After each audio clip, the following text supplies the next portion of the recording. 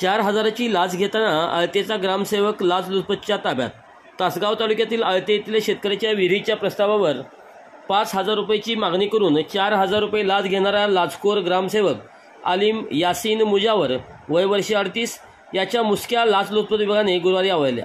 ही कारवाई पोलीस निरीक्षक किशोरकुमार खाडे यांच्या पथकाने केली। या कारवाईनंतर तालुक्यात एकच खळबळले असून मुजावर यांच्या विरोधात गुन्हा दाखल करण्याचे काम रात्री उशिरापर्यंत तासगाव पोलीस ठाण्यात सुरू होते।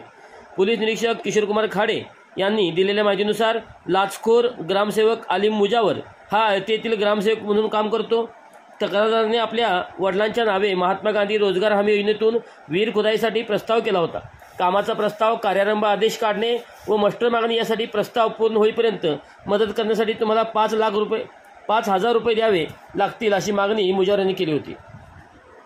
यानंतर 4,000 रुपयामध्ये त्याचा सौदा ठरला। संबंधित शेतकऱ्याने लाचलुचपत विभागाशी संपर्क करून माहिती दिली। पोलीस निरीक्षक खाडे यांनी आपल्या पथकासह सापळा लावला। गुरुवारी 19 जून रोजी आळते ग्रामपंचायत कार्यालयाच्या आवारात रोख 4,000 रुपये घेताना मुजावर यांच्या मुसक्या लाचलुचपत विभागाने आवळल्या। त्यांचा मोबाईल जप्त करण्यात आला असून घराची झडती घेत रात्री उशिरापर्यंत गुन्हा दाखल करण्याचे काम तासगाव पोलीस ठाण्यात सुरू होते। या लाचलुचपत विभागाच्या कारवाईतील पथकात प्रीतम चौगुले, अजित पाटील व राजपूत यांचा सहभाग होता। या कारवाईनंतर तासगाव तालुक्यात एकच खळबळले असून प्रशासनाची लाचखोरी पुन्हा एकदा चव्हाट्यावर आली आहे।